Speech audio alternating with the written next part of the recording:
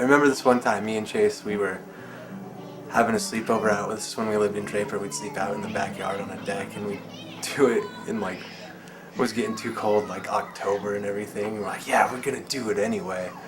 And we'd get out there, and we'd bring our old little black and white TV, and we'd bring an extension cord from the kitchen and plug it in and watch Jerry Springer out in the backyard in a tent because Mom didn't let us watch it. And then, you know, it'd get like halfway through the night and we wouldn't sleep, and then we'd look at each other and be like, are you cold? Yeah, I'm cold. Let's go inside. I just cooked up dinner, put the plates on the table, and there were some glasses of milk, and you're all eating, and Chase happened to knock his glass over onto his plate of food. And all of a sudden he just tipped his head back and yelled at the moon. And I said, what's the matter? I spilled my milk. The thing I remember about Chase when he was really little was that he had just like this gigantic head. It was like the biggest noggin ever. I'm talking Saturday Night Live doll. I have a picture, I'll have to find it for you.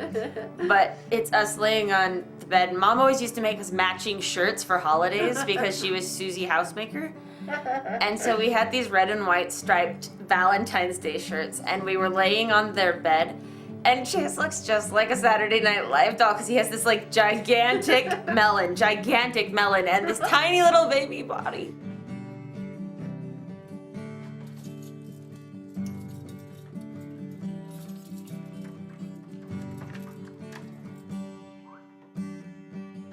My name is Ethan Pullan. I am 20 years old and I work as a janitor at a radiation and oncology lab.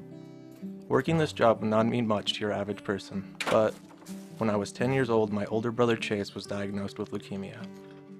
Being only 10 and the youngest, I could never really understand what something like cancer meant. But my family, in an attempt to protect me from the truth, never told me everything about Chase and his condition. This always left me with many unanswered questions. My brother battled this disease for 6 years, until his body could no longer take the strain. He was only 18 years old when he passed away. When I was 10, I could never imagine what the years ahead would hold, or how they would shape my life. And now, every day I am reminded of him in some way. This is his story and my journey, to really understand what happened to my older brother, my family, and my life.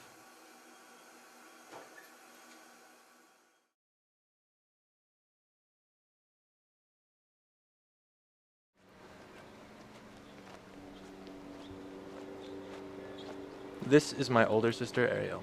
I brought her to the park to talk and have her fill me in on the parts of Chase's story I did not know, or was too young to understand.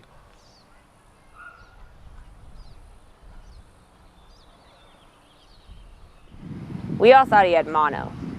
He's just cranky, tired, everything pissed him off. So we took him to the doctor to get him tested for mono because we thought that that was what it was. And I remember hearing, well actually, while we were still at the doctor's office, they immediately told us, no worries, it's not cancer. And I remember looking at the doctor going, is that actually an option? I thought we were here about mono. A little while later, I don't know how long it takes to do blood tests, they called Mom, and she was at work, and they told her that Chase had cancer. Further into it, there was a mass on his lungs. I don't know if you remember any of this. I remember. I want you to fill me in on this because I didn't learn about, it was the tumor, right? Yeah, it was a big, big tumor on his lungs. And it was, you know, we noticed it because when he laid on his back, he would wheeze.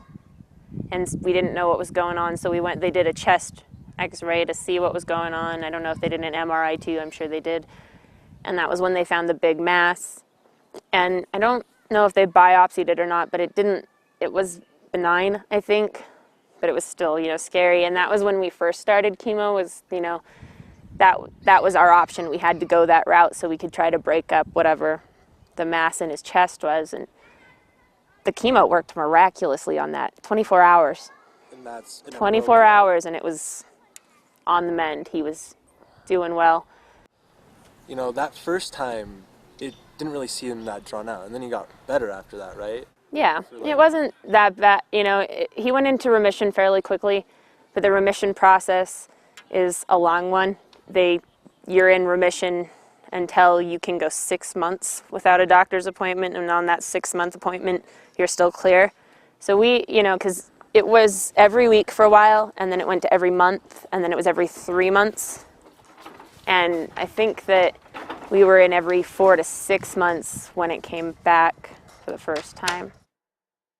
My sister usually picked me up, and she picked me up and she was crying, and I had just broken the windows out on one of the doors to the entrance of my school, so I was like, oh crap, they figured it out, it was me. So I get to the car and she's all like, we need to go to the hospital, Chase is sick again, the cancer's back. And right then it kind of, I guess, more or less, my world somewhat collapsed in on itself. It was, everything we had gone through in the previous years was back again. And it scared me, and I know it scared everyone else. It was April of his 9th grade year, and he was on top of everything, and then he got it back, and it was just gut-wrenching again. But I said, come on, bud, let's see what we can do. What do we got to do? And then we had to do the bone marrow transplant, which was horrific. I couldn't even imagine. They tell you, but you just think, no, that's not going to be like that. And yeah, it is. It's going to be horrible. The disease starts in your bone marrow, and your bone marrow produces all of the blood cells that float around that you need. The cells that carry oxygen, the cells that fight infection, and the cells that clot your blood. Okay, so we have to get rid of all of that marrow that's producing the cancer, subsequently all of the things that the marrow produces as well. We give huge amounts of chemotherapy from which his bone marrow would not have recovered on its own. Normal chemotherapy, when he was going through the clinic and things like that, his counts would get low, he'd be susceptible to infections for a little while, and then his counts would come back up again, and then they'd go down, but his bone marrow would always recover to a point where it was normal. With a bone marrow transplant, we don't want it to recover, because if it does recover, then you have a chance of getting the leukemia back again. So we get rid of all the marrow that's producing the leukemia, and then give marrow from someone else who doesn't have leukemia. Me and you are a match almost exactly, and Chase was opposite of us. Mom and Dad would only be half of the picture on either side, so they couldn't donate to him. So he was what we call a matched unrelated.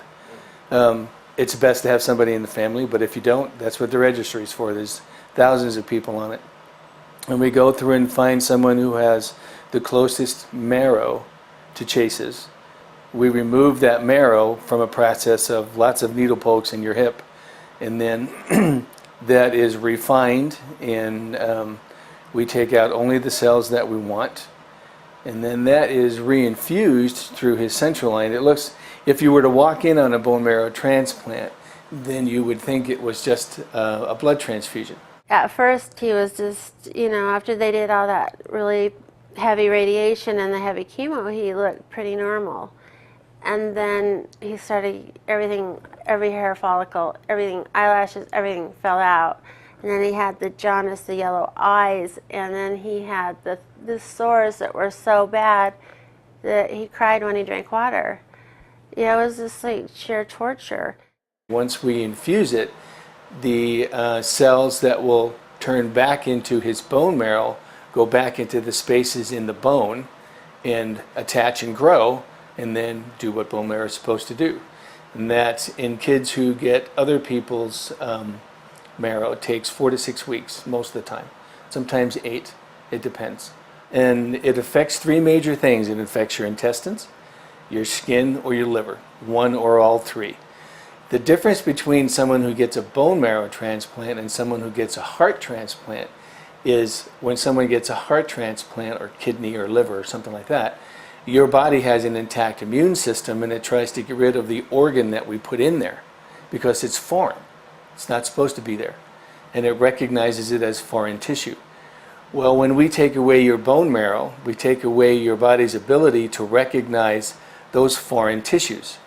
But we give you back someone else's marrow that's been in somebody else for however old that person is, and it recognizes the body that we put it into as foreign.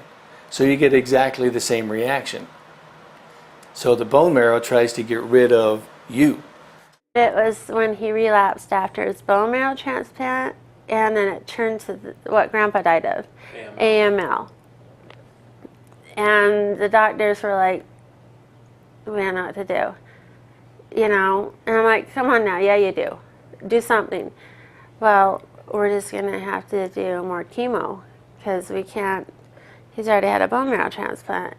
But his body had already been through so much. You know, all of his organs were weak, and the cyclosporin he was taking, I think it was the cyclosporin, was making his bones really brittle. And like he had hairline fractures in his body, and so he was in pain, and his body just couldn't take it anymore. And so they said, you know, let's go with chemo again to treat this. We're just going to we're starting over from day one. When he relapsed this third time, and they just they gave him that. We were almost out of the hospital. They hadn't given it to him, and we're like, let's go, because we always did our errands and had lunch and stuff. And then they paged us over the intercom, and I'm like, oh, dang it. And we went back in, and they gave him that last shot of chemo, and his body just couldn't handle it. I remember his kidneys started malfunctioning, and his liver, and nobody knew why. And he was bleeding, you know, easily bleeding. And so we had to get a biopsy, but everyone was scared to do the biopsy because they were afraid that it would make him bleed out.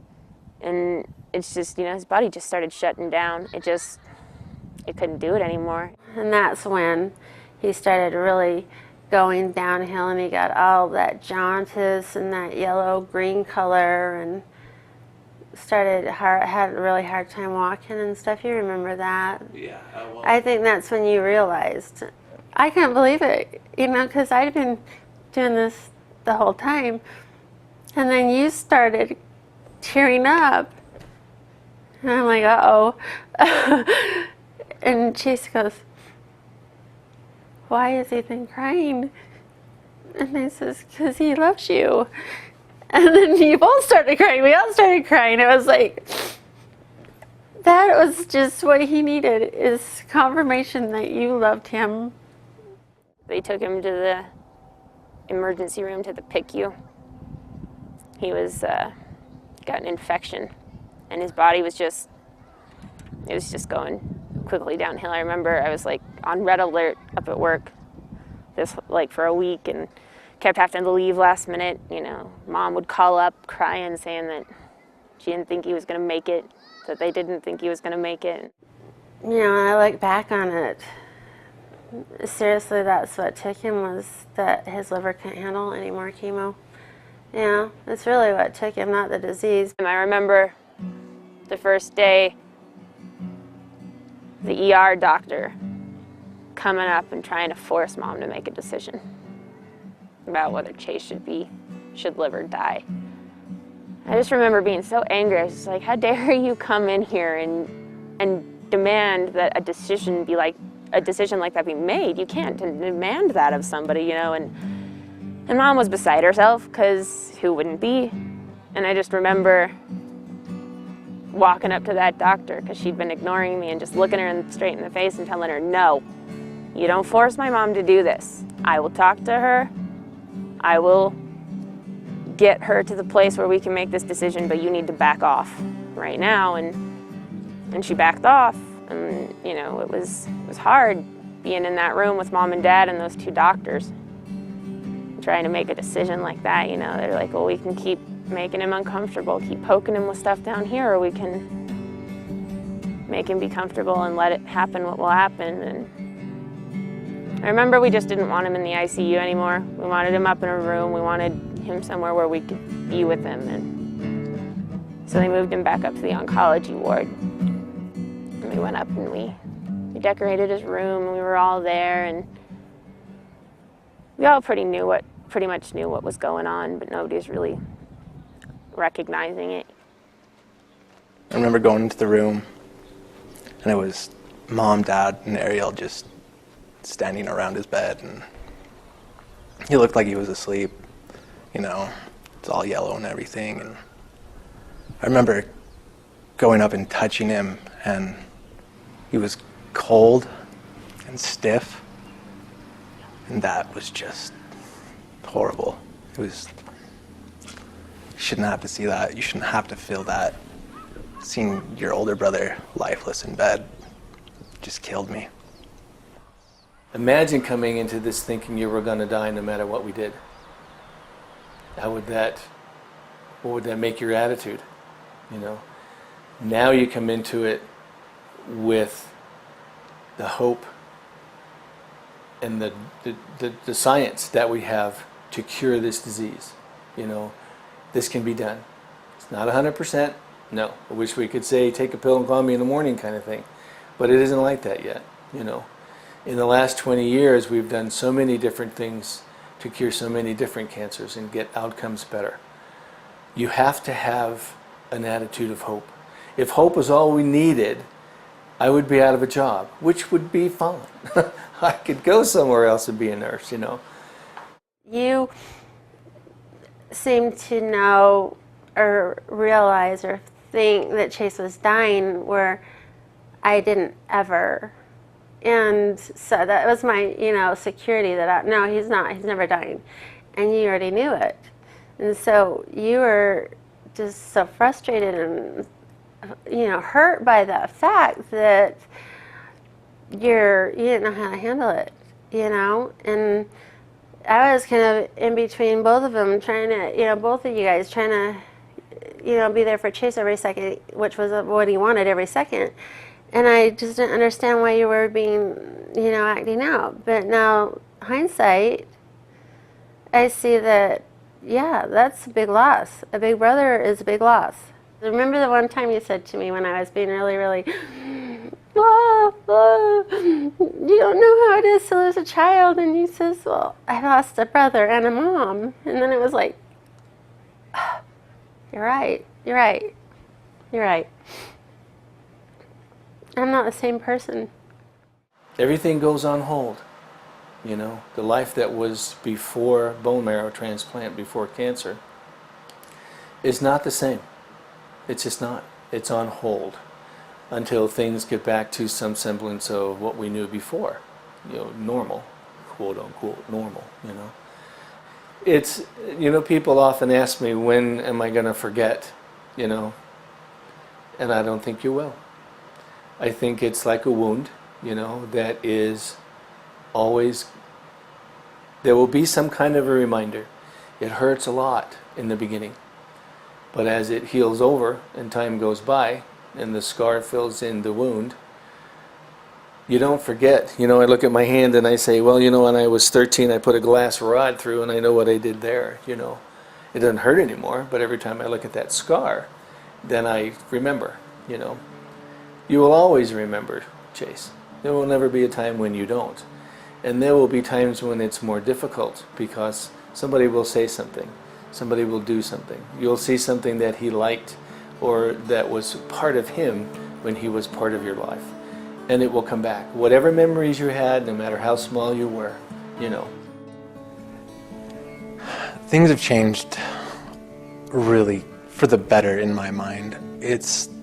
I've faced a lot of these issues before just by the nature of my work and everything, but not only for me, but for my mom and my sister. It's been just instrumental in helping them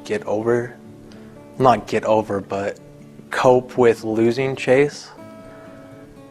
It's been really nice. I mean, to get over someone passing away, you need to confront certain things, and it's hard to confront those.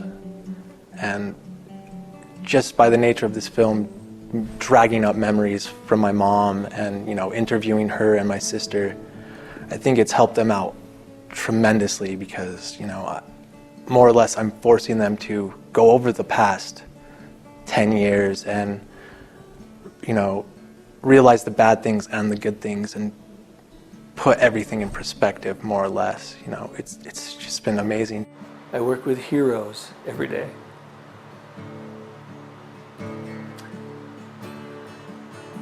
They walk into a loaded gun every time they come through the door. The fear that they must have, of what's going on. Because when you have cancer, what do you think? The first thing isn't, oh, I'll get it taken care of and go home. What's the first thing you thought? The first thing you think? I'm not going to survive. It's funny, life and death now. There's a lot of fear in death in my mind with everyone, just this whole unknowing of what happens with it. But watching my older brother pass away, you realize that life's gonna end no matter what you do.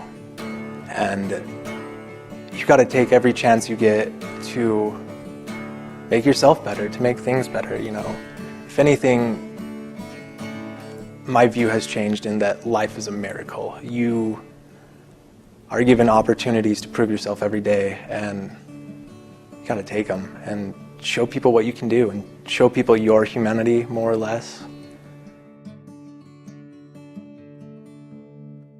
God saw you were getting tired and a cure was not to be. So he put his arms around you and whispered, "Come to me."